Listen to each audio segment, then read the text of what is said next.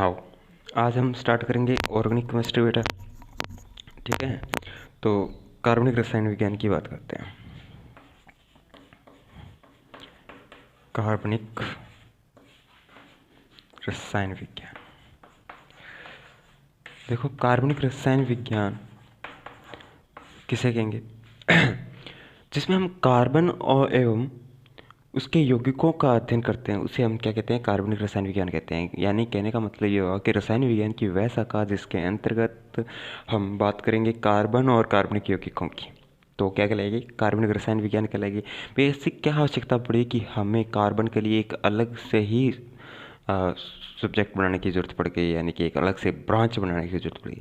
क्यों बेटा? कार्बन के अंदर होती है श्रृंखलन का गुण। कार्बन कार्बन के साथ बंध बनाकर क्या बनाता है बेटा? श्रृंखला बनाता रहता है। इसीलिए इसके अंदर किसका गुण है? श्रृंखलन का गुण है। तो अतः इसके बहुत सारे यौगिक हो जाएंगे। ठीक है, इसीलिए हमें कार्बनिक रसायन विज्ञान को पढ़ने की जरूरत पड़ी, इसे अलग से एक ब्रांच के रूप में पढ़ने की जरूरत पड़ी, क्योंकि कार्बन में होता है श्रृंखला का गुण और कार्बनिक यौगिक बहुत सारे बनते हैं और मेडिसिन वगैरह में इनका खूब यूज़ भी होता है। ठीक है, तो कार्बनिक रसायन विज्ञान किसे कहेंगे? कार्बन तथा उनके यौगिकों का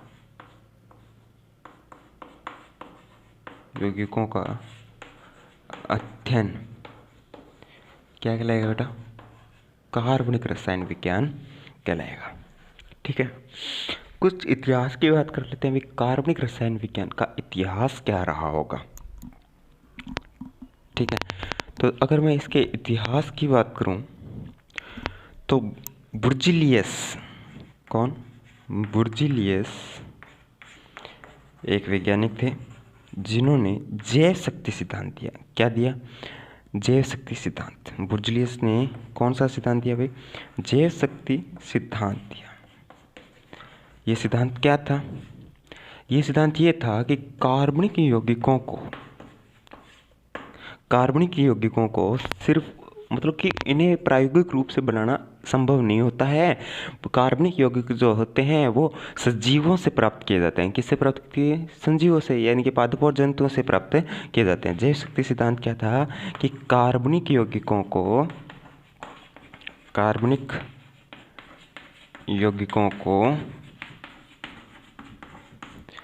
पादप एवं जंतुओं से प्राप्त करते हैं। जंतुओं से प्राप्त करते हैं। ठीक है, ये था जैव शक्ति सिद्धांत। लेकिन बेटा 1826 के अंदर क्या हुआ? 1826 में सबसे पहले 1826 में वोहलर नाम के साइंटिस्ट आए थे। वोहलर ने अकार्बनिक यौगिक से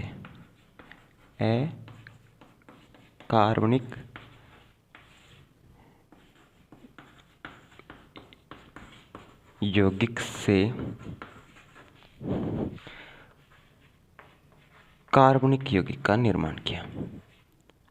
कार्बनिक यौगिक का निर्माण किया या बनाया। ठीक है, देखो कार्बनिक रसायन विज्ञान, ऑर्गेनिक केमिस्ट्री, इसे पढ़ने की क्यों जरूरत पड़ी भाई? हमें पता है कार्बन है वो श्रृंखला का गुण रखता है, चेन बनाता है बहुत सारी, और कार्बनिक यौगिकों का निर्माण करता है। ठीक है, कार्बनिक यौगिक हमारे जीवन के लिए बहुत आवश्यक है। जो हम बायोमोलिक्यूल्स के अंदर भी पढ़ते हैं कि हार्मोन्स हो गए वो भी कार्बनिक यौगिकों से मिलकर बने हैं। ठीक है, फिर हमारे जो लिपिड्स हैं, कार्बोहाइड्रेट्स हैं, ठीक है, कार्बोहाइड्रेट्स कार्बनिक यौगिक ही होते हैं, बॉडी के अंदर आवश्यक होते हैं। ठीक है, एंजाइम्स वगैरह, प्रोटीन वगैरह, ठीक है, इन सब में कार्बनिक यौगिकों का यूज़ होता है। अमीनो अम्ल हो गई, ठीक है, तो उनमें भी इनका यूज़ है। ठीक, दैनिक जीवन में बहुत यूज़ है। तो इसीलिए हमें कार्बन और कार्बनिक यौगिकों का अध्ययन करना अत्यंत आवश्यक हो गया। फिर इसका मेडिसिन के अंदर भी यूज़ है, इसीलिए भी इसको पढ़ना बहुत ज़रूरी हो गया। तीसरी बात ये है कि कार्बनिक रसायन विज्ञान को हम क्या कहेंगे? कार्बन तथा उसके यौगिकों का अध्ययन करना क्या कहलाएगी मेरी? कार्बनिक रसायन विज्ञान कहलाएगी। यानी रसायन विज्ञान की वह शाखा जिसके अंदर हम कार्बन तथा उनके यौगिकों का अध्ययन करते हैं उसे कहते हैं कार्बनिक रसायन विज्ञान। सबसे पहले इसके इतिहास की बात करूँ तो सबसे पहले ब्रुजिलियस ने इसके बारे में बताया था कि वे कार्बनिक यौगिक कुछ कार्बनिक यौगिक होते हैं, ठीक है। और वो यौगिक जो होते हैं, कार्बनिक यौगिक जो होते हैं, वो केवल पादपों और जंतुओं से प्राप्त किए जा सकते हैं। इन्हें कृत्रिम रूप से नहीं बनाया जा सकता, यानी कि इन्हें प्रयोगशाला में नहीं बनाया जा सकता।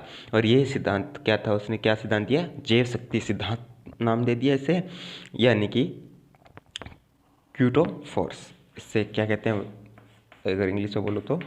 क्यूटो फोर्स, ठीक है, ये सिद्धांत दे दिया। लेकिन 1826 के अंदर वोहलर एक साइंटिस्ट हैं जिन्होंने 1826 के अंदर अकार्बनिक यौगिक से कार्बनिक यौगिक का निर्माण किया, ठीक है। और वो यौगिक क्या था?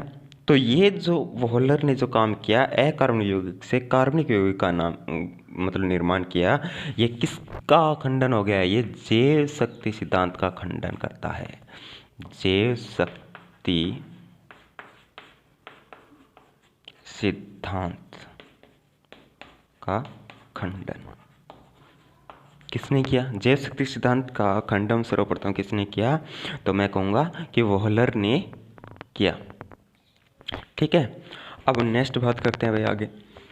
अब देखो वोहलर ने क्या किया, अमोनियम NH4 CNO, अमोनियम साइनेट,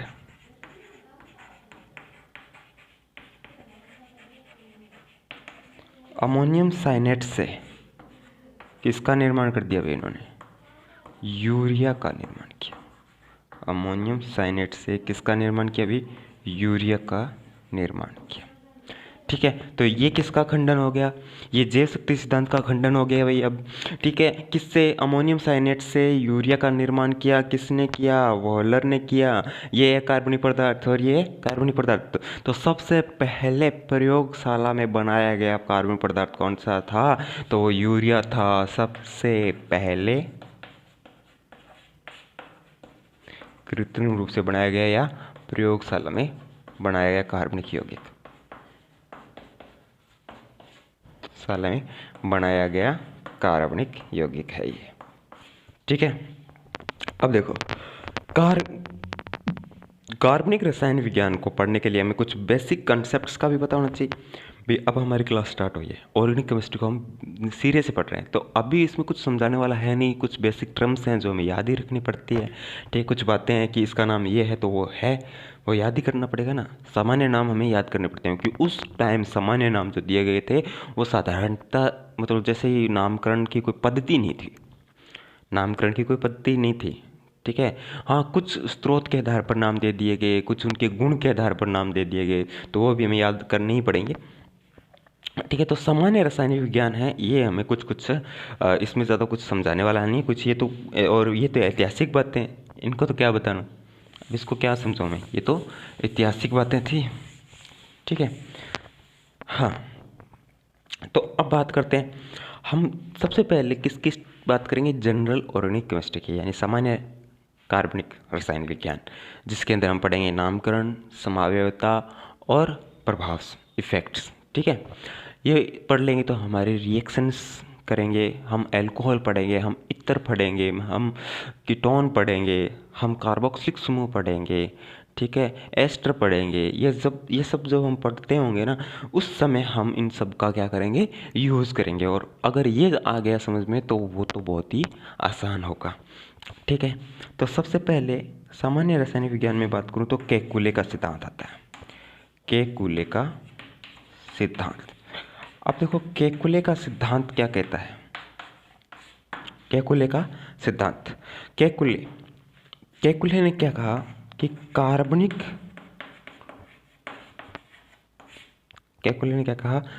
यौगिकों में, जो कार्बनिक यौगिक होते हैं, कार्बनिक यौगिकों में कार्बन चतुस्संयोजी होता है,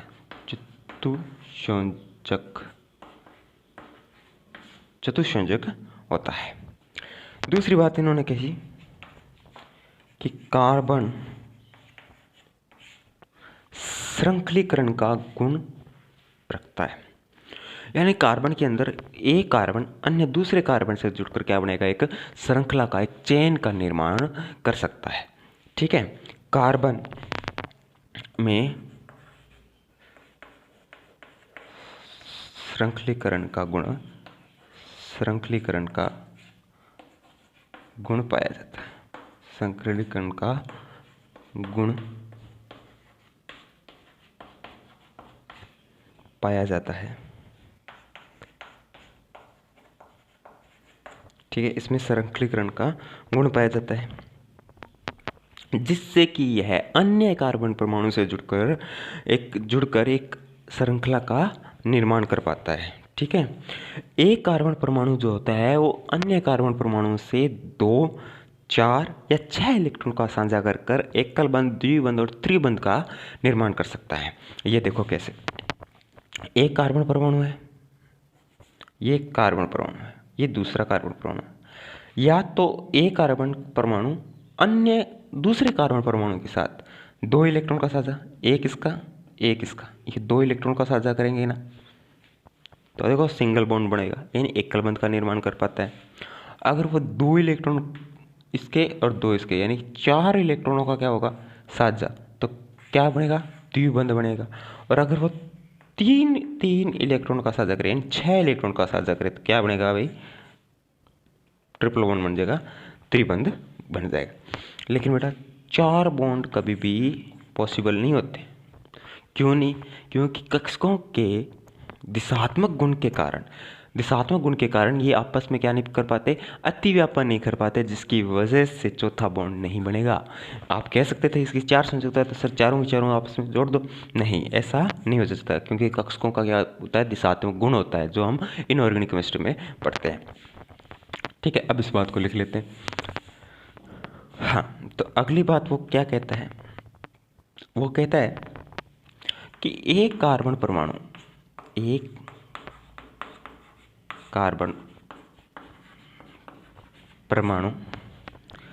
अन्य कार्बन परमाणु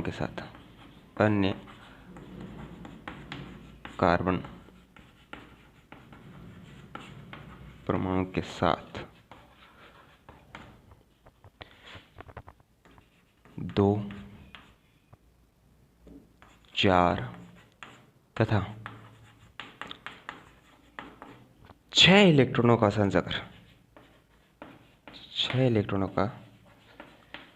साझा कर क्रमशः एकल, द्वि तथा त्रिबंध का निर्माण करता है,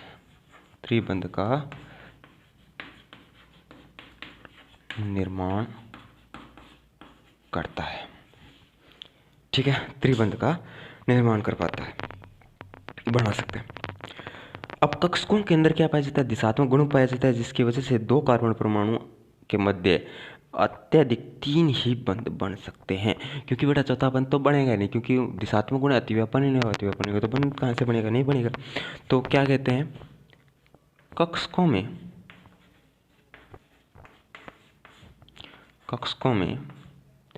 दिशात्मक गुण के कारण, कक्षकों के दिशात्मक गुण के कारण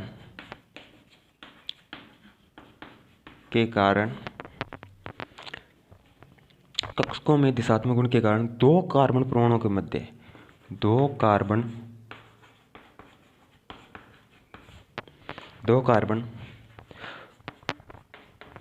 परमाणुओं के मध्य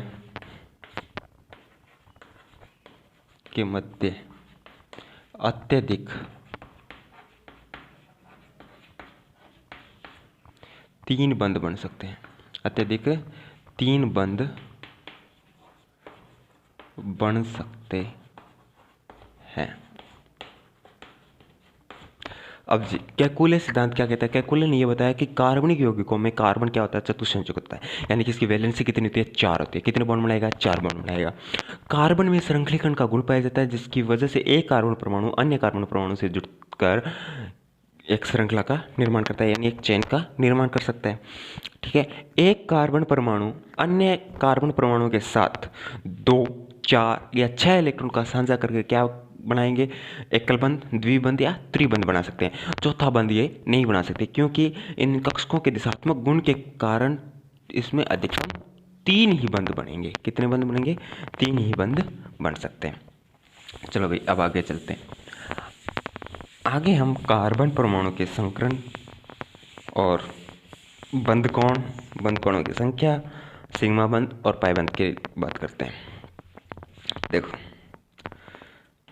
सिग्मा बंध, पाई बंध, संकरण, शेप यानी कि आकृति, और बंध कोण यानी कि बॉन्ड एंगल, और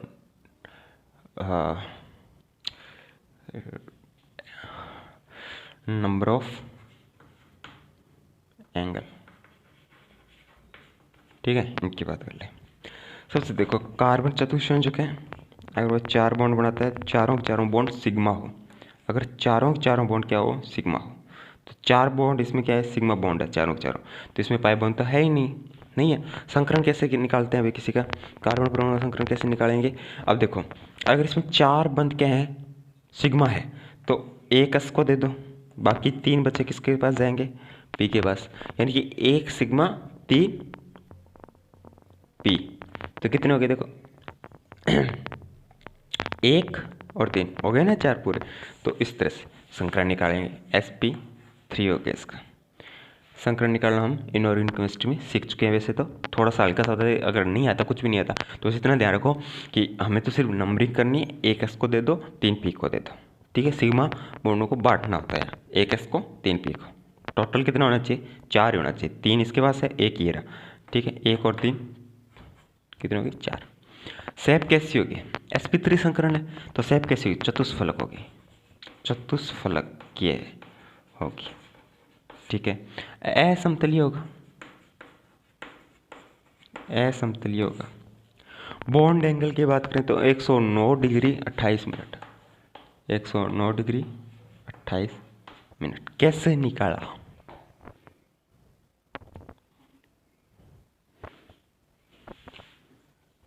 प्रयोगशाला के अंदर निकाला गया है भाई ये। ठीक है, निकाल। हाँ जी, नेक्स्ट बढ़े आगे। देखो, संख्या कितनी होगी? 6 होगी। कितनी? 6 होगी। कैसे? ये कार्बन है, इससे 4 बॉन्ड है, ये देखो 4। 1 नंबर इसको दे दो, 2 इसको दे दो, 3 इसको दे दो, 4 इसको दे दो। तो 1 का 2 के साथ कौन, 1 का 3 के साथ कौन, और 1 का 4 के साथ कौन? कितने हो गए? 3 हो गए। अब 2 नंबर से लियो, 2 का 3 के साथ, 2 का 4 के साथ, 2 का 1 के साथ तो पहले ही हम कैलकुलेट कर ही चुके हैं, तो कितने बॉन्ड? 2।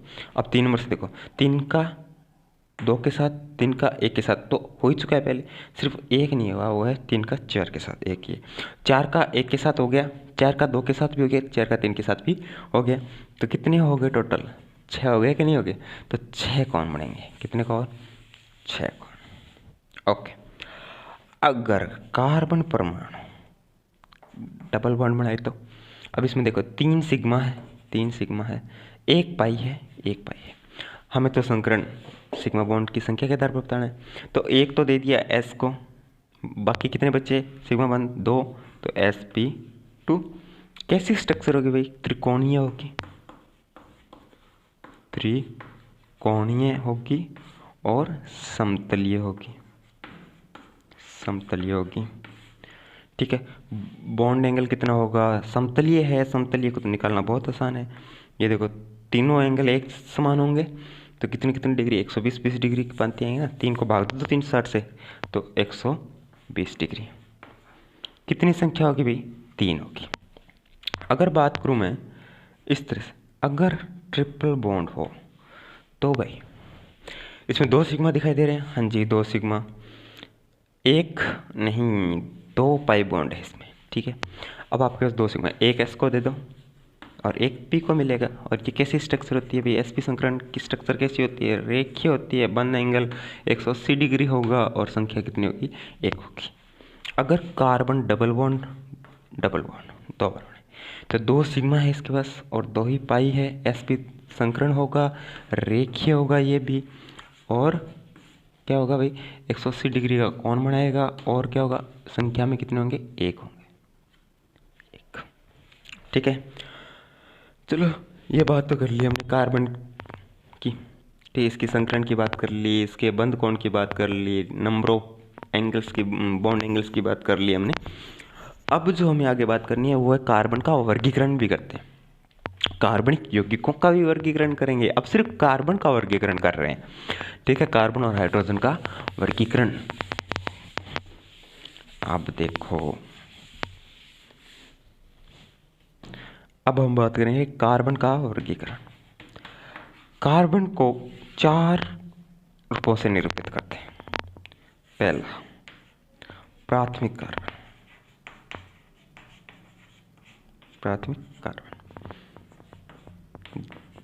द्वितीय कार्बन,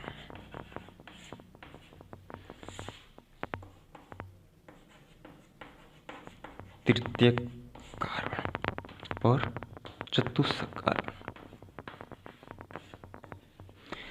प्रथम कार्बन को, प्राथमिक कार्बन को 1 डिग्री कार्बन कहते हैं, द्वितीय कार्बन को 2 डिग्री कार्बन कहते हैं और तृतीय कार्बन को 3 डिग्री कार्बन कहेंगे और इसे 4 डिग्री कार्बन कहेंगे। अब होता क्या है, कार्बन को 4 भागों में, 4 प्रकार के कार्बन में विभक्त कर सकते हैं। प्राथमिक कार्बन, ऐसा कार्बन जो एक अन्य कार्बन परमाणु से जुड़ा हो, वो प्राथमिक कार्बन यानी 1 डिग्री कार्बन होगा। कैसे? अगर कार्बन है कोई, उसकी 3 संयोजकता है तो अन्य किसी परमाणु से जुड़ी हो और एक के साथ कौन जुड़ा हो? कार्बन जुड़ा हो।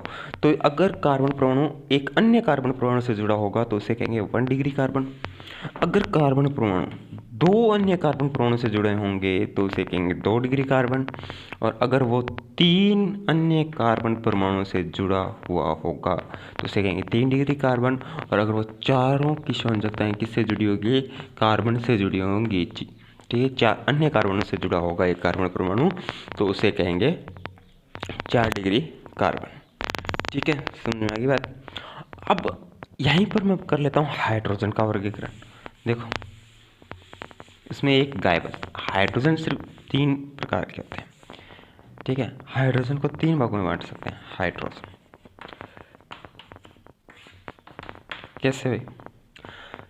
हाइड्रोजन जितने डिग्री कार्बन से जुड़ा होगा वो उतना डिग्री ही हाइड्रोजन होगा। यानी कि अगर हाइड्रोजन 1 डिग्री कार्बन से जुड़ा हुआ है तो हाइड्रोजन कैसा होगा? 1 डिग्री हाइड्रोजन होगा।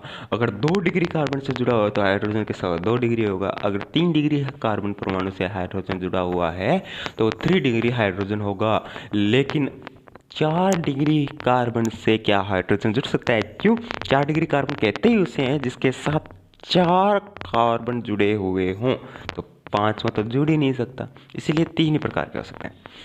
देखो, अगर मैं कहूँ ये हाइड्रोजन, ये हाइड्रोजन और ये हाइड्रोजन, इसके साथ कोई कार्बन जुड़ा हुआ है, तो ये वाला हाइड्रोजन, ये वाला हाइड्रोजन और ये वाला हाइड्रोजन क्या होगा? 1 डिग्री हाइड्रोजन होगा। कैसा होगा? 1 डिग्री हाइड्रोजन होगा। ठीक है, अगर मैं कहूँ कि कार्बन है, ठीक है, 2 कार्बन से जुड़ा हुआ है और यहाँ हाइड्रोजन है, यहाँ हाइड्रोजन, तो ये दोनों हाइड्रोजन कैसे होंगे भाई? 2 डिग्री हाइड्रोजन। और अगर हाइड्रोजन 3 डिग्री कार्बन से जुड़ा हुआ है तो कैसा होगा? वो 3 डिग्री हाइड्रोजन होगा। ठीक है, समझ में आ गई बात। तो ये था इनका वर्गीकरण, किनका? हाइड्रोजन परमाणु का। ठीक है, अब एक छोटा सा प्रश्न कर लेते हैं इसी पर बेस्ड।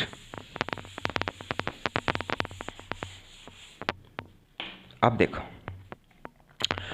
एक कार्बन है ऐसे, ठीक, डबल बॉन्ड तो बन ही नहीं सकता ना, सिंगल बॉन्ड। कार्बन है, डबल बॉन्ड है, कार्बन है, ठीक है, सिंगल बॉन्ड है, कार्बन है,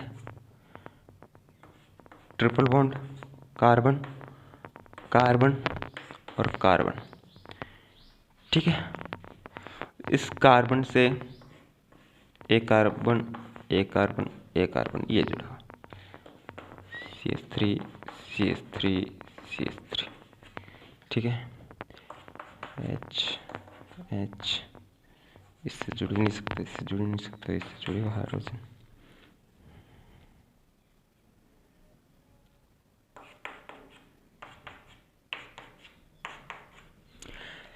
अब ये जितने भी कार्बन है वो किस प्रकार के कार्बन है और किस प्रकार के हाइड्रोजन के साथ जुड़े हुए हैं।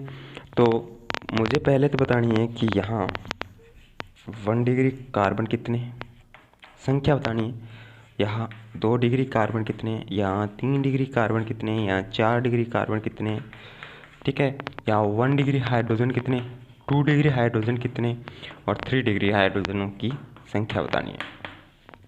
ठीक है, ये सवाल आ गया मेरे पास। अब आपको दिखाई दे रहा होगा कि ये वाला कार्बन सिर्फ एक कार्बन से जुड़ा हुआ है, इसलिए कौन सा कार्बन है, ये 1 डिग्री है।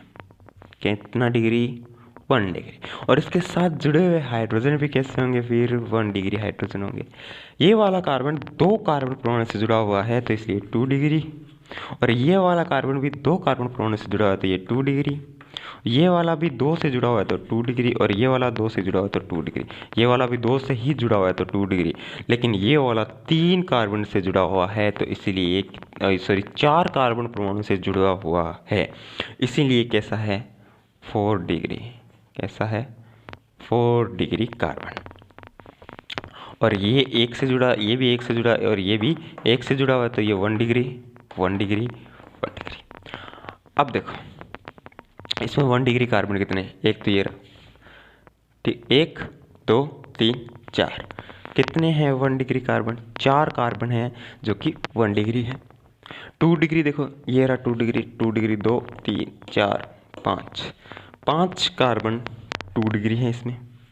3 डिग्री कितना है ही नहीं कोई, 3 डिग्री कार्बन इसमें अनुपस्थित है, तो फिर इसके अंदर 4 डिग्री कार्बन, एक ये रहा, एक है, ये रही एक।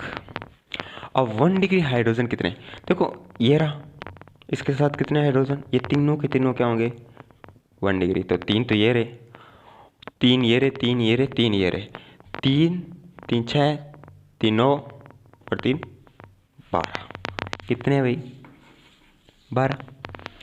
2 डिग्री हाइड्रोजन कितने, एक ये रहा, एक ये रहा, 2 और 3 3 है, ये लो। और 3 डिग्री हाइड्रोजन है ही नहीं, क्यों, 3 डिग्री कार्बन ही नहीं है तो 3 डिग्री हाइड्रोजन कहाँ से होगा। ठीक है, चलो ऐसे डायरेक्ट प्रश्न भी पूछ लेते हैं कई बार कि भाई 3 डिग्री हाइड्रोजनों की संख्या बताओ, 2 डिग्री हाइड्रोजनों की संख्या बताओ, हैं। ठीक है, अब कार्बनिक यौगिकों को दर्शाते कैसे हैं, दर्शाने का तरीका,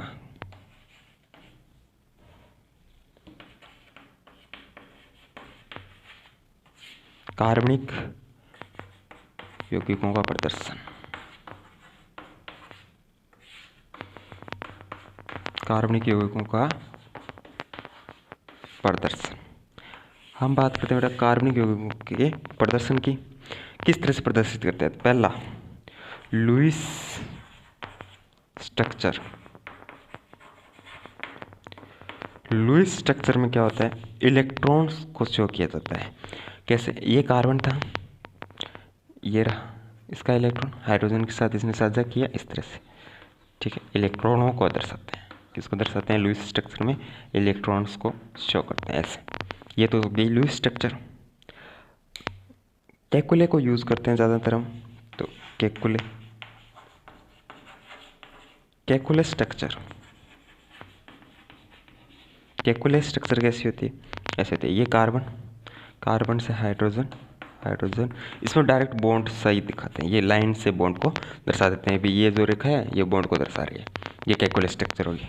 3 नंबर पर हम बात करेंगे संघनित संरचना, संघनित संरचना। देखो संगणित संरचना में क्या होता है, मैं इस तरह से स्ट्रक्चर बनाओगे तो कोई बड़ा आ गया, कोई मतलब कि बड़ा कार्बनिक यौगिक आ गया, तो उसको कैसे शो करोगे, तो उसको भाई सीधा सा फॉर्मूले के रूप में दर्शा दो। यानी ये फॉर्मूलों में यूज़ करते हैं ना CH4, ये क्या है, मीथेन का है, तो मीथेन को इस तरह से दर्शाना, यानी संगणित रूप में हो गया ये इसका संगणित रूप है। जैसे कि इथेन को दर्शा दो C2H6 के रूप, बेंजीन को दर्शा दो C6H6, ये बेंजीन होगी, ठीक है। तो ये इसका क्या है, संगणित संरचना। चौथी बात करते हैं हम बॉन्ड लाइन स्ट्रक्चर। किसकी, बॉन्ड लाइन। बॉन्ड लाइन में क्या होगा, इसके अंदर हम इस तरह से सिर्फ बॉन्ड लाइंस को दर्शाते हैं और प्रत्येक कोना एक कार्बन को दर्शाता है। अगर अन्य कोई परमाणु होगा तो उसे हमें दिखाना पड़ेगा, उसे हमें इसमें दिखाना पड़ेगा, लेकिन अगर कार्बन परमाणु है तो उसको सीधे कोणों से दर्शाते हैं। और कार्बन है उसके साथ कौन उसकी संयोजकता को पूर्ण करेगा, हाइड्रोजन पूर्ण करेगा।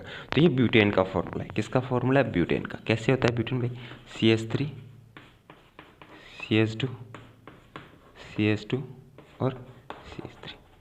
रियल में तो ऐसा है, इस तरह से दर्शाते हैं, इस चीज़ को हम ऐसे दर्शा सकते हैं, यानी इसे कहते हैं बॉन्ड लाइन स्ट्रक्चर। क्या कहेंगे हम, बॉन्ड लाइन स्ट्रक्चर। जैसे बॉन्ड लाइन स्ट्रक्चर में और देखो, जैसे ये बेंजीन थी, CH CH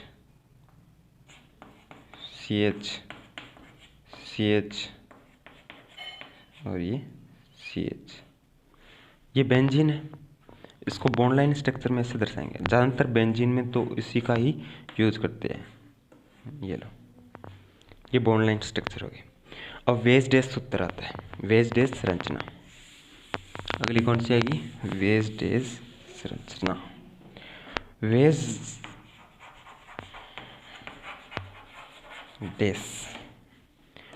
डैश संरचना में क्या करते हैं हमने, देखो वेज डैश संरचना के अंदर कार्बन की दो संयोजकताएं तो होगी तल में, ठीक है, और एक होगी आपकी तल के ऊपर की तरफ, तल के बाहर की तरफ होगी, और एक भीतर की तरफ होगी।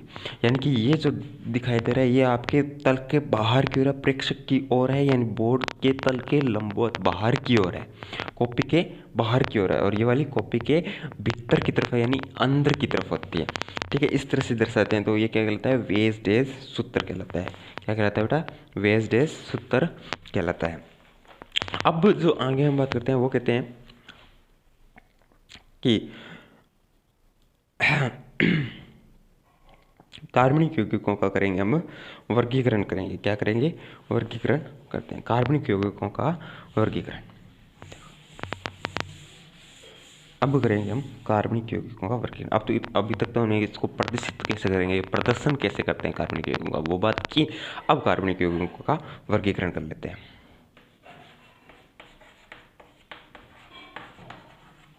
कार्बनिक यौगिकों का वर्गीकरण। देखो कार्बनिक यौगिकों को दो भागों में बांटते हैं। पहले तो एक होता है विवर्त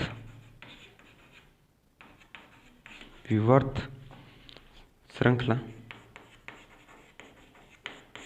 या जिसे बोलते हैं अचक्रीय यौगिक।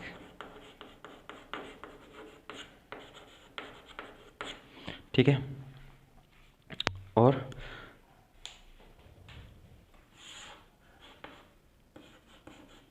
संवर्त श्रृंखला युक्त या चक्रीय यौगिक। चक्रीय यौगिक, ठीक है, या वल्य यौगिक।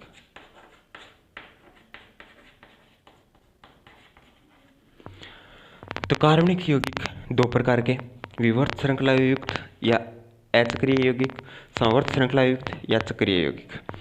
अब जो इनकी श्रृंखला होती है ना, उसके आधार पर इसके दो भागों में बांट दिया। कैसे, अगर श्रृंखला सीधी है, यानी श्रृंखला के अंदर कोई वल्य नहीं है, यानी कि उसमें रिंग शेप नहीं आ रही है, यानी कोई वल्य नहीं बन रही, कोई रिंग शेप नहीं बन रही, तो वो तो है विवर्त श्रृंखला युक्त, यानी कि उसमें कोई वर्त जैसी स्ट्रक्चर नहीं है। और जिसमें वर्त जैसी स्ट्रक्चर है वो संवर्त श्रृंखला युक्त है। चक्रीय साइक्लिक है ना, साइकिल से बने, साइक्लिक सर्कल बन रहा है तो वो साइक्लिक चक्रीय यौगिक हो गया। वल्य बन रही है वल्य यौगिक।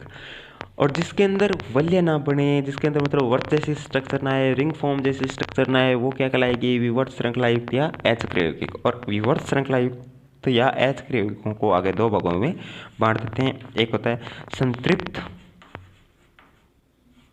संतृप्त और असंतृप्त। संतृप्त और असंतृप्त, ठीक है। संतृप्त क्या होते हैं और असंतृप्त क्या होते हैं। संतृप्त तो वे होते हैं जिनके अंदर क्या होता है, एकल बंध पाया जाता है, वो संतृप्त यौगिक कहलाते हैं। और जिनके अंदर द्विबंध या त्रिबंध आ जाए वो क्या कहलाएंगे, असंतृप्त कहलाएंगे। ऐसे विवर्त श्रृंखला युक्त कार्बनिक यौगिक जिनमें द्विबंध या त्रिबंध पाया जाए वो तो है असंतृप्त। और ऐसे विवर्त श्रृंखला युक्त या अचक्रीय यौगिक जिनमें एकल बंध पाया जाता है वो क्या कहलाएंगे, संतृप्त यौगिक कहलाएंगे।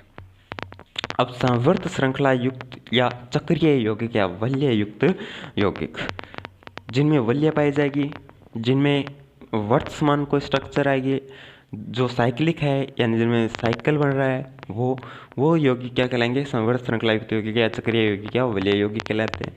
ये दो प्रकार के होते हैं। एक होता है समचक्रीय यौगिक, समचक्रीय यौगिक या इसे कार्बोसाइक्लिक यौगिक या कार्बोसाइक्लिक यौगिक, ठीक है। विषम चक्रीय, विषम चक्रीय। अब साइकिल दो प्रकार की हो सकती है। समचक्रीय यौगिक जिनमें सिर्फ कार्बन मतलब जिनकी वल्य के अंदर सिर्फ एक ही प्रकार के परमाणु उपस्थित हैं तो समसाइक्लिक यानी समचक्रीय यौगिक हो गए, यानी कि कार्बोसाइक्लिक यौगिक हो गए। जिनके अंदर वल्य में एक या एक से अधिक अन्य परमाणु उपस्थित होते हैं वो विषम चक्रीय यौगिक कहलाते हैं। जैसे कि नाइट्रोजन हो गया, ऑक्सीजन हो गया, सल्फर हो गया, अगर ये वल्य के बीच में कहीं आ जाए तो कैसे होंगे, विषम चक्रीय यौगिक होंगे। और विषम चक्रीय यौगिक दो प्रकार के होते हैं, एलिसाइक्लिक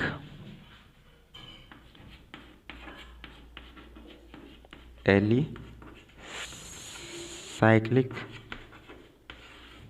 और एरोमेटिक।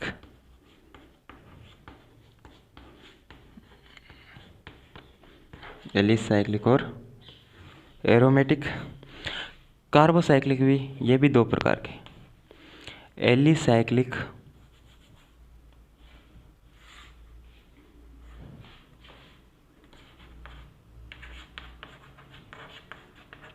एलिसाइक्लिक और एरोमेटिक। लेकिन समचक्रीय के अंदर जो एरोमेटिक होते हैं वो दो प्रकार के होते हैं। एक होता है बेंजीनोइड, एक तो होता है बेंजीनोइड। जिनमें बेंजीन वल्य पाई जाती है वो बेंजीनोइड्स कहलाते हैं, और जिनमें बेंजीन वल्य नहीं पाई जाती है वो नॉन बेंजीनोइड होते हैं, नॉन बेंजीनोइड। अब देखो इन सब की हम बात कर लेते हैं।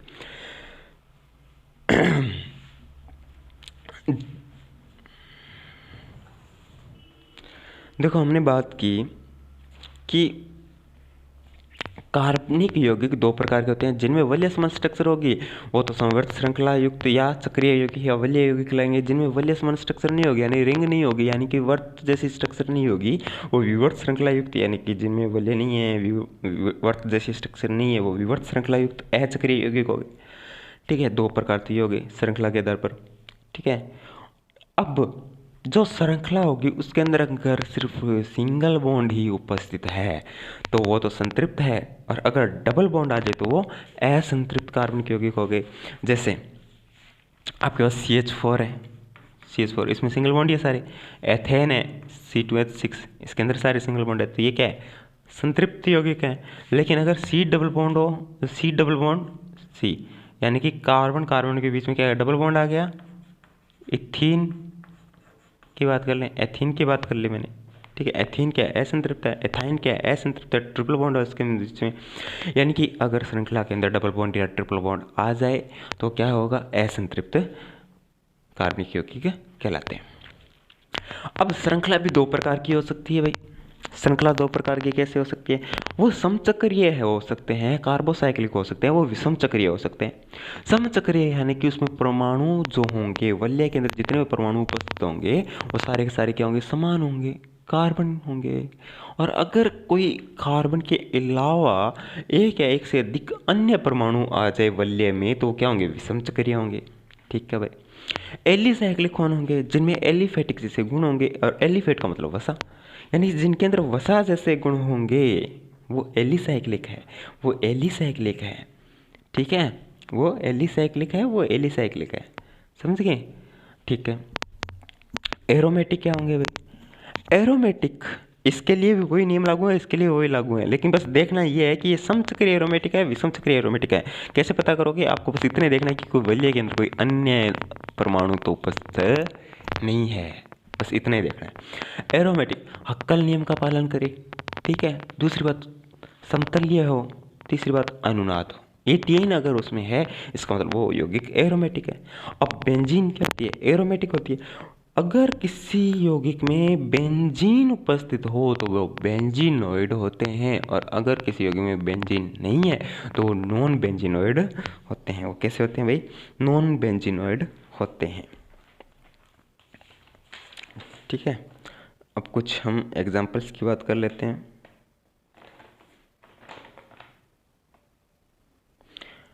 तो आओ कुछ एग्जाम्पल लेते हैं, देखो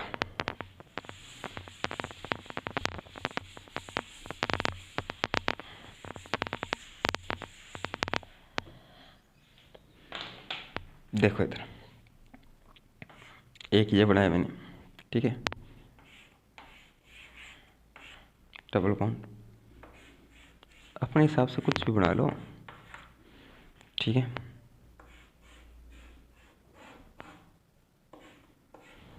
ठीक है, एक ये, इसके बीच में क्या आ गई, ऑक्सीजन आ गई।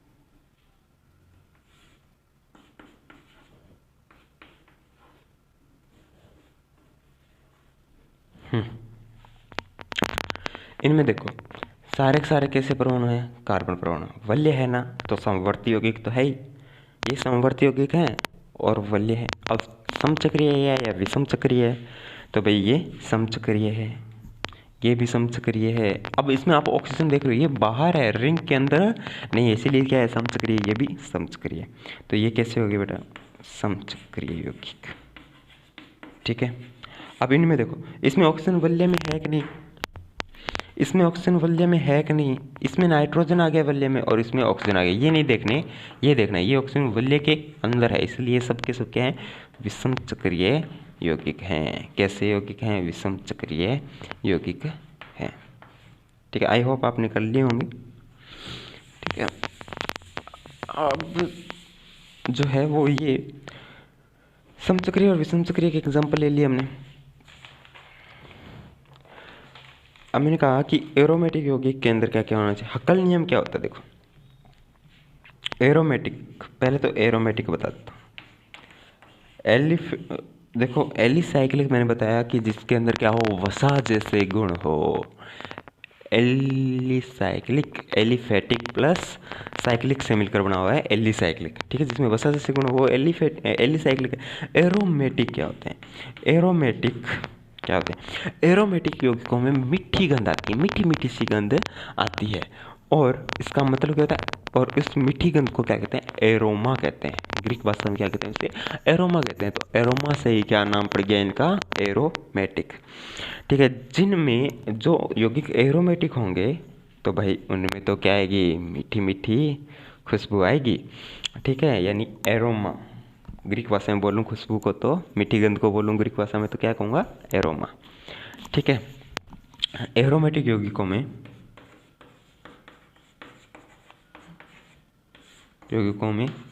मीठी गंध आती है, मीठी गंध आती है। और मीठी गंध को क्या कहते हैं भाई, ग्रीक भाषा में एरोमा। और इसी से नाम पड़ गया एरोमेटिक, इसी से नाम पड़ गया एरोमेटिक पड़ गया। ठीक है, वह हक्कल का नियम क्या कहता है कि एरोमेटिक होने के हक्कल का नियम पालन होनी चाहिए। तो हक्कल का नियम क्या कहता है, हक्कल का नियम पालन किया जाता है। हक्कल का नियम क्या होता है, हक्कल का नियम, एरोमेटिक यौगिक हक्कल के नियम का पालन करते हैं। अब ये हक्कल का नियम क्या है, 4n+2 पाई इलेक्ट्रॉन। जिन यौगिकों में पाई इलेक्ट्रॉनों की संख्या कितनी हो, 4n+2, 4n+2 पाई इलेक्ट्रॉनों की संख्या अगर 4n+2 हो तो वो हक्कल नियम का पालन करते हैं। किसका पालन करेंगे, वो हक्कल नियम के पालन करेंगे। जैसे देखो, अगर n की जगह मैं क्या रख दूं, 0 रख दूं, तो n की जगह आप 0 रखो, कितने हो गए, 2 पाई इलेक्ट्रॉन, 2 पाई इलेक्ट्रॉन। अगर n की जगह 1 रख दो तो 1 रखते 6 पाई इलेक्ट्रॉन, कितने, 6 पाई इलेक्ट्रॉन। अगर मैं n की जगह कितना रख दूं, तो n की जगह 2 रख दो, 2 रखते 4 दूनी 8, 8 और 2 10 पाई इलेक्ट्रॉन। और अगर n की जगह 3 रख दूं तो 3 चौका 12, 12 और 2 14 पाई इलेक्ट्रॉन। इस तरह 100 चलता जाएगा। ठीक है, अब देखो बेंजीनोइड यौगिक ले लेते हैं। एग्जाम्पल लेते हैं इसका, हक्कल नियम का पालन करते हो। ठीक है, ये देखो बेंजीन बना रहा हूँ मैं, ये हमारे पास क्या है, बेंजीन है। ये लो, ये बेंजीन, ये हमारे पास क्या है, बेंजीन है। क्या है, बेंजीन। अब बेंजीन में देखो पाई इलेक्ट्रॉन गिनने, क्या गिनने, पाई इलेक्ट्रॉन, 1 2 3 4 5 और 6। बेंजीन में कितने पाई इलेक्ट्रॉन, 6 पाई इलेक्ट्रॉन। हक्कल नियम का पालन हो रहा है कि नहीं हो रहा, बताओ। ठीक है, हो रहा है ना, हाँ। तो बेंजीन हक्कल नियम का पालन कर रही है, इसमें 6 पाई इलेक्ट्रॉन उपस्थित है। कहने का मतलब, और यहाँ इस फॉर्मूले में n क्या है, n पाई बंधों की संख्या, पाई बंधों की संख्या, sorry sorry sorry sorry sorry sorry sorry sorry sorry sorry, हाँ। तो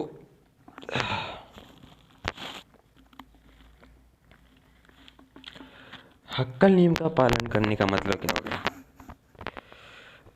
हक्कल नियम का पालन करने का मतलब ये हो गया कि वो इस फॉर्मूले की पालना करे, यानी कि उसके अंदर इलेक्ट्रॉन 2 इलेक्ट्रॉन हो, 6 पाई इलेक्ट्रॉन हो, 10 पाई इलेक्ट्रॉन हो, 14 पाई इलेक्ट्रॉन हो। ठीक है, तो देखो आप इसके अंदर कितने, 6 पाई इलेक्ट्रॉन आ गए। अब आगे बनाते हैं,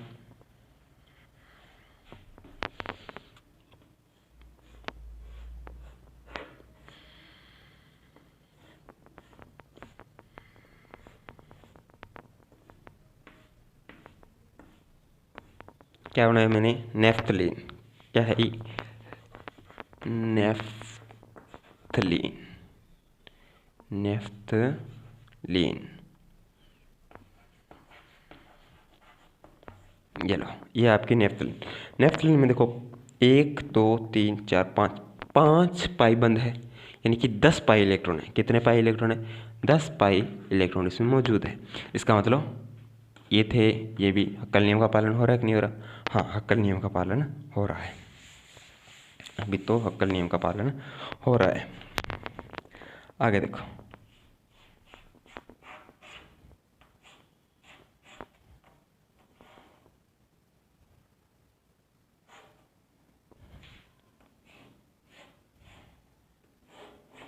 अगर ये 3 व्यंजन वल्य देखो, ठीक है, कितने पाइबंद है? 1 2 3 4 5 6 7, 7 पाइबंद है, यानी 14 पाई इलेक्ट्रॉन। कितने? 14 पाई इलेक्ट्रॉन, यानी कि हक्कल नियम का पालन तो यही करती है, ठीक है, हक्कल नियम का पालन कर रही है। इसका नाम क्या होता है? एंथ्रेसीन। एंथ्रेसीन क्या नाम है इसका? एंथ्रेसीन। क्या नाम है इसका? एंथ्रेसीन। एंथ्रेसीन, ये हो गई भाई आपकी एंथ्रेसीन, जिसमें 14 पाई इलेक्ट्रॉन है। एक स्ट्रक्चर इस तरह से, ठीक है, ये लो। अब इसमें भी 3 व्यंजन वल्य हैं, लेकिन वो कुछ इस प्रकार से,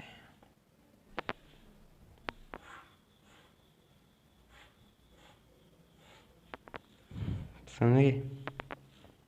ऐसे इसे बोलते हैं फिनेफ्थ्रीन। फिनेफ्थ्रीन, फिनेफ्थ्रीन, फिनेफ्थ्रीन, फिनेफ्थ्रीन, फिनेफ्थ्रीन, ठीक है। ये सब के सब क्या है? बेंजेनोइड यौगिक हैं। ये कितने, कौन से यौगिक हैं? बेंजेनोइड यौगिक, बेंजेनोइड यौगिक हैं। तो जितने भी बेंजीनोइड यौगिक होते हैं वो किसका पालन करते हैं बेटा? हक्कल नियम का पालन करते हैं। बेंजीन होगी, नेफ्थलीन होगी, एंथ्रेसीन होगी और फिनेफ्थ्रीन होगी, सब के सब किसका पालन करेंगे? बेंजीनोइड यौगिक हैं ये सब के सब, और किसका पालन करेंगे? हक्कल नियम का पालन करते हैं। एरोमेटिक यौगिक क्या होते हैं? तो अब हम बात करते हैं एरोमेटिक यौगिक। तो मैंने बताया कि एरोमेटिक यौगिक जो होते हैं वो हक्कल नियम का पालन करते हैं, समतलीय होते हैं, एरोमेटिक होते हैं, ठीक है। तो एरोमेटिक होने के लिए क्या क्या शर्तें आती हैं? एरोमेटिक यौगिक होने की शर्तें क्या क्या होंगी? एरोमा का मतलब सुगंध, और सुगंध का मतलब क्या होता है? सुगंध आती है, जिनमें सुगंध आती है, एरोमा, ये लक्षण है एरोमेटिक यौगिक का, ठीक है। अगर हम प्रायोगिक रूप से देखें तो ये कैसे होंगे भाई? चक्रीय होने चाहिए, यानी वल्य होनी चाहिए इनमें। दूसरी चीज़, समतल होना चाहिए, समतल होना चाहिए, अनुनाद होना चाहिए। आगे अनुनाद प्रभाव हम विस्तार से पढ़ेंगे, रेजोनेंस। तो अनुनाद होना चाहिए और हक्कल नियम का पालन करना चाहिए। हक्कल नियम का पालन होना चाहिए, हक्कल नियम का पालन करें तो वो क्या होंगे भाई? एरोमेटिक यौगिक कहलाते हैं। एरोमेटिक यौगिक के अंदर पाई इलेक्ट्रॉनों की संख्या जो होगी वो कितनी होगी? 6 पाई इलेक्ट्रॉन हो सकती है, यस, ठीक है। 10 पाई इलेक्ट्रॉन हो सकती है, 14 पाई इलेक्ट्रॉन हो सकती है, ठीक है, इस तरह से। ओके, कुछ इसके एग्जांपल हैं नॉन बेंजीनोइड यौगिक, जैसे नॉन बेंजीनोइड यौगिक। अब हम बात करते हैं नॉन बेंजीनोइड यौगिकों के, साथ में तो एग्जांपल हो जाएंगे और साथ में ये पता लग जाएगा हक्कल नियम का पालन करते हैं या नहीं करते। तो नॉन बेंजीनोइड यौगिक, नॉन बेंजीनोइड यौगिक के अंदर, एरोमेटिक के अंदर नॉन बेंजीनोइड यौगिक कौन कौन से हैं वो भी देख लो। एरोमेटिक के अंदर, एरोमेटिक 2 भागों में बांटते हैं, बेंजीनोइड यौगिक तो हमने देख ही लिए, अब नॉन बेंजीनोइड यौगिक को भी देख लो। अब मैं नॉन बेंजीनोइड यौगिक की बात कर रहा हूँ, एजुलिन बना रहा हूँ। क्या बना रहा हूँ मैं? एजुलिन।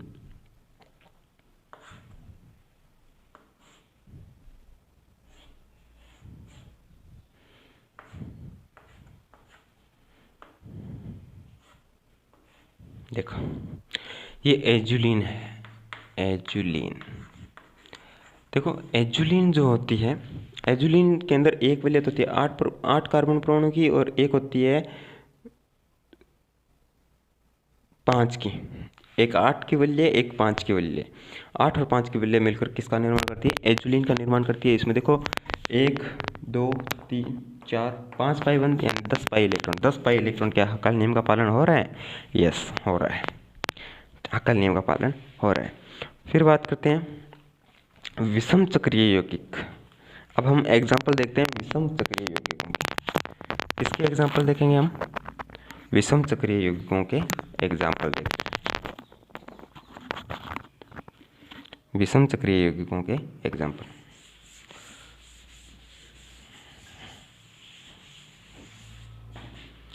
देखो विषम चक्रीय यौगिक, विषम चक्रीय यौगिक, देखो विषम चक्रीय यौगिक के अंदर सबसे पहले फ्यूरेन का निर्माण करते हैं। फ्यूरेन कैसा होता है? देखो फ्यूरेन में ऑक्सीजन आ जाती है बीच में, ठीक है, ये है बेटा फ्यूरेन। क्या है? फ्यूरेन बोलते हैं सिर्फ, फ्यूरेन, ठीक है, फ्यूरेन। विषम चक्रीय यौगिक में एक और स्ट्रक्चर देख लेते हैं जिसमें सल्फर आ जाए। क्या आ गया? सल्फर है, लोन पेयर है इस पर, ठीक है। ये क्या? थायोफीन, इसको क्या है बोलेंगे? थायोफीन नाम दे दिया, ठीक है। अब जो हमारे डीएनए के अंदर हम जिसको प्रयुक्त करते हैं वो बना लेते हैं। समझ गए होंगे डीएनए में प्रीडीन, पायरोल, ठीक है, प्रीडीन और पायरोल। ये क्या है? पायरोल। क्या बनाया मैंने? पायरोल। पायरोल के अंदर 4 कार्बन है, 1 नाइट्रोजन आ गया वल्य के अंदर, तो वो पायरोल है। अगर वल्य तो 5 जैसी है, लेकिन उसके बीच में क्या आ गया भाई? 1 सल्फर परमाणु आ गया, तो वो कैसी है? थायोफीन हो गया। और अगर ऑक्सीजन आ जाए तो फ्यूरेन। अब एक बेंजीन वल्य जैसी है, लेकिन उसके बीच में कौन आ गया भाई? नाइट्रोजन आ गया। क्या आ गया? नाइट्रोजन। तो ये क्या कहलाएगी? प्रीडीन। क्या है ये? प्रीडीन, प्रीडीन, ठीक है। अब इसमें विषम परमाणु कितने? 1 है। इसमें कितना? 1। इसमें कितना? 1। विषम परमाणु तो 1 किए हैं, बाकी सब कार्बन है, तो विषम परमाणु की संख्या बता देंगे ना। हाँ, तो देखो एक छोटा सा प्रश्न लिख लो।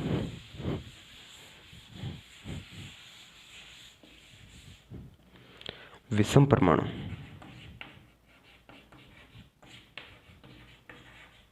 परमाणुओं की संख्या बताओ, की संख्या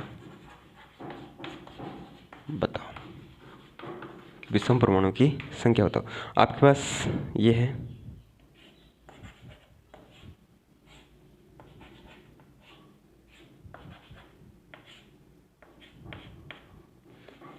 ठीक है। आपके पास क्या है?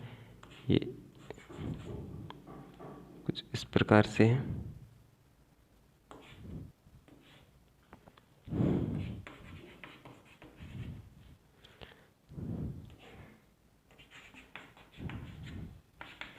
आपको पूछ लिया विषम परमाणु की संख्या बताओ।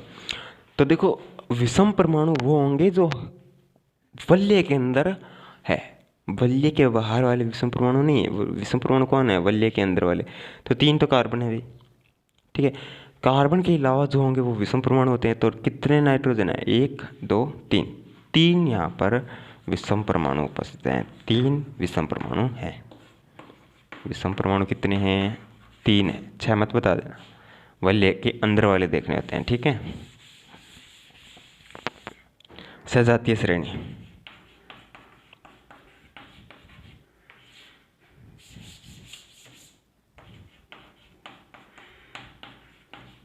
सजातीय श्रेणी, बात करते हैं सजातीय श्रेणी। सजातीय श्रेणी क्या होती है? आपने देखा होगा मेथेन, एथेन, ब्यूटेन, प्रोपेन, ठीक है, आपने देखा है। ये सब ये क्या है? एक सजातीय श्रेणी है जो एल्केन के अंदर आती है।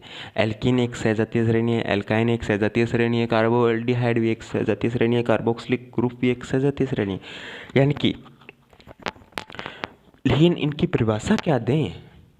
ठीक है, जैसे मैं कहता हूँ CH4 C2H6 C3H8 C4H10 C5H12, ये सब क्या हैं? ये सब डैश डैश डैश आके चलता जाएगा। ये सब क्या है? एल्केन है। इनका कॉमन नाम क्या है? एल्केन है। और एल्केन यानी कि ये एक दूसरे के हैं सजात हैं। और पहला सजात कौन है? CH4। ये एक सजातीय श्रेणी है। ये कैसी श्रेणी है? सजातीय श्रेणी है। लेकिन इसकी परिभाषा कैसे लिखें, बात तो वो है। ठीक है, तो इसकी परिभाषा क्या हो? सजातीय श्रेणी किसे कहते हैं? सजातीय श्रेणी किसे कहेंगे? पहला पॉइंट, वे कार्बनिक यौगिक जिसमें समान संरचना वाले क्रियात्मक समूह उपस्थित हों, ठीक है, एवं संयुक्त रूप से एक श्रेणी का निर्माण करते हो सजात कहलाते हैं तथा इनके सदस्यों को सजात कहा जाता है और सजात कहा जाता है इन्हें। कैसे? वे कार्बनिक यौगिक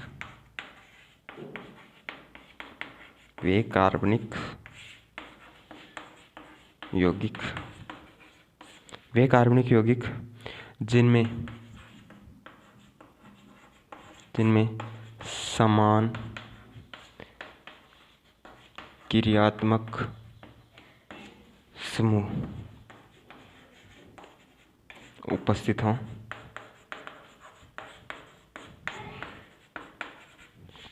समान क्रियात्मक समूह या समान संरचना वाले क्रियात्मक समूह उपस्थित हों एवं समान संरचना वाले क्रियात्मक समूह उपस्थित हों एवं संयुक्त रूप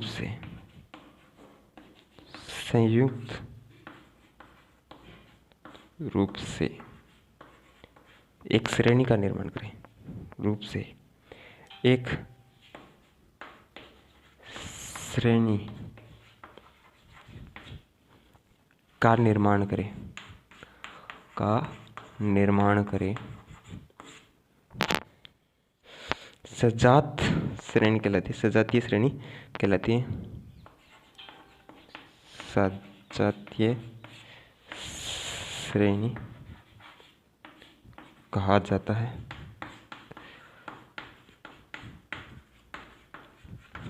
ठीक है, तथा इनके सदस्यों को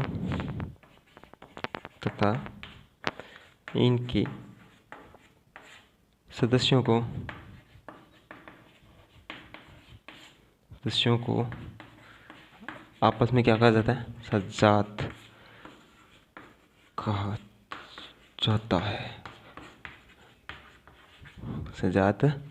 कहा जाता है।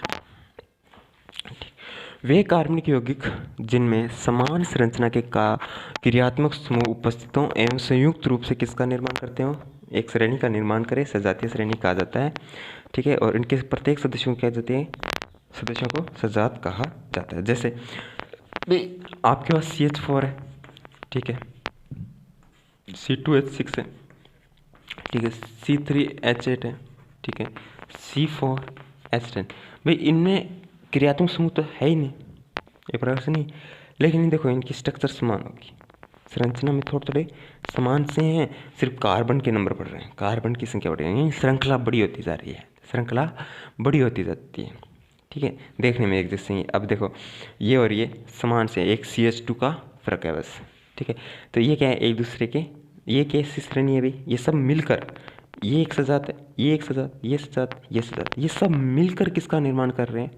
इनमें समान संरचना के क्रियात्मक समूह है और ये सब मिलकर किसका निर्माण करें? सजातीय श्रेणी का निर्माण करते हैं। एक श्रेणी बना रहे हैं, उसे क्या कहेंगे? सजातीय श्रेणी।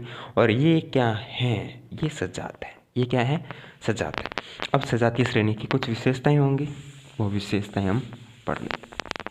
क्या क्या विशेषता होती है सजातीय श्रेणी की? विशेषताएं देखो भाई, सजातीय श्रेणी की विशेषताएं, दो निकटवर्ती सदस्यों के बीच में, दो निकटवर्ती सदस्यों के बीच में के मध्य CH2 समूह का अंतर होता है। ठीक है, सिर्फ CH2 समूह का ही अंतर तथा इकाई इकाई परमाणु भार, इकाई परमाणु भार 14 AMU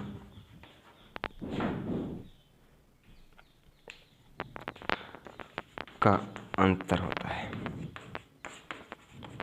ठीक है, पहली बात तो ये। दूसरी बात जो है, एक श्रेणी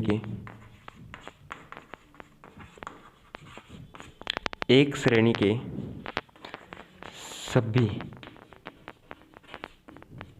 सभी सदस्यों के सामान्य सूत्र समान होते हैं। सामान्य सूत्र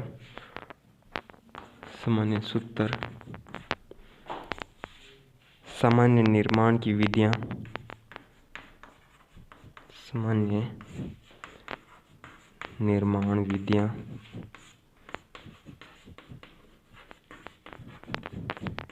और तथा समान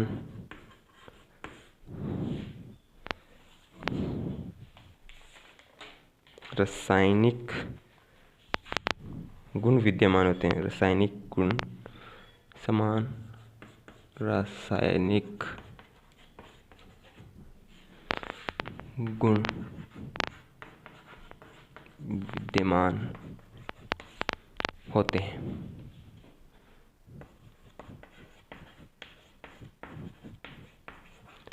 ठीक है, क्योंकि इनके क्रियात्मक समूह क्या होते हैं? समान होते हैं। रासायनिक गुण समान क्यों होते हैं? क्योंकि अब देखो, क्रियात्मक समूह को हम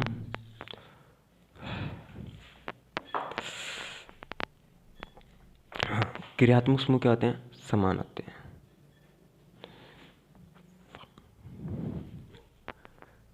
क्रियात्मक समूह, क्योंकि क्रियात्मक समूह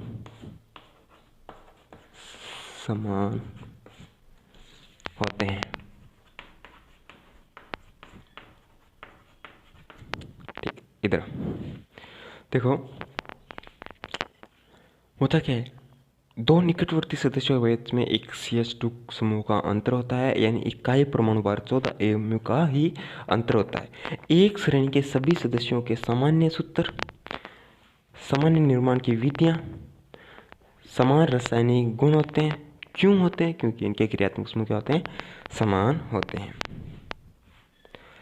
डिफरेंट क्या होता है इनमें, वो देख लो। अणु के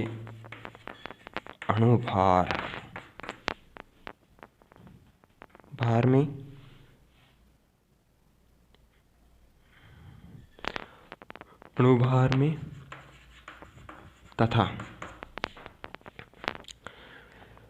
संरचना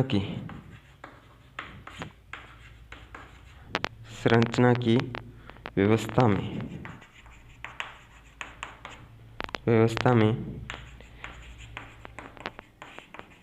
परिवर्तन के कारण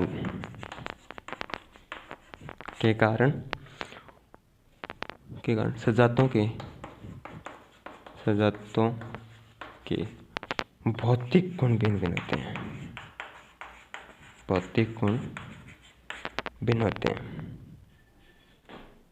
गुण परिवर्तनशील प्रदर्शित होते हैं। भौतिक गुण भिन्न होते हैं।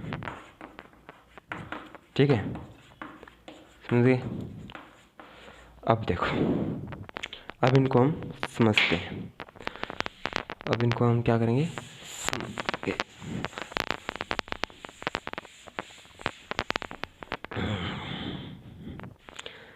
पहले बेटा हम एल्केन की बात कर लेते हैं, एक एग्जाम्पल के रूप में एल्केन की बात कर लेते हैं। ठीक है, एल्केन का जो सामान्य सूत्र होता है वो CnH2n+2 होता है।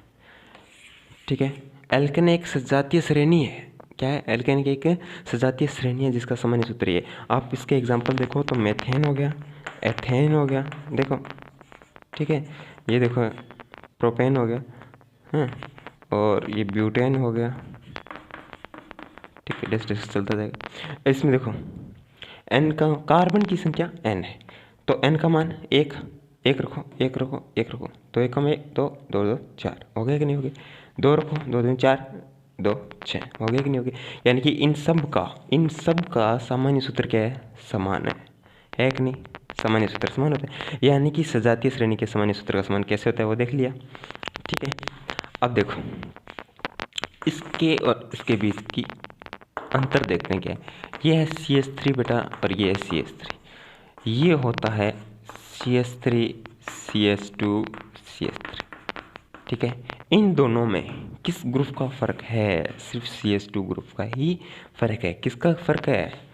CH2 ग्रुप का फर्क है। इनके अगर हम परमाणु भार की बात करूंगा तो 14 AMU का ही फर्क आएगा। कैसे? इस CH ग्रुप का भार कितना होगा? इसका 12, ये लो 12, 2 हाइड्रोजन है, दो, एक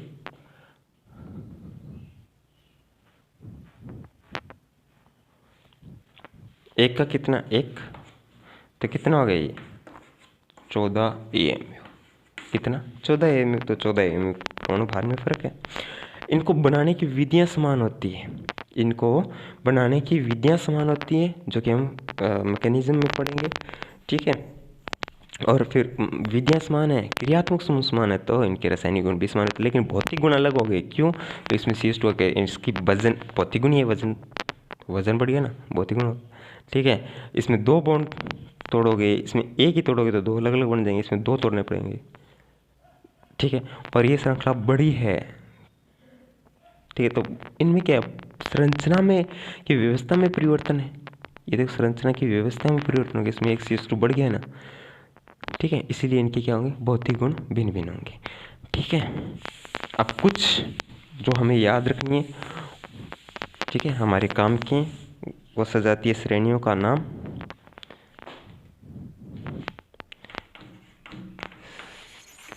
श्रेणी का नाम, सामान्य सूत्र, ठीक है, फर्स्ट सजात और सेकंड सजात। सबसे पहले एल्केन की बात करते हैं। एल्केन का सामान्य सूत्र क्या होगा? CnH2n+2। फर्स्ट सजात क्या है? एथेन, और सॉरी मिथेन, और सेकंड क्या होगा? एथेन।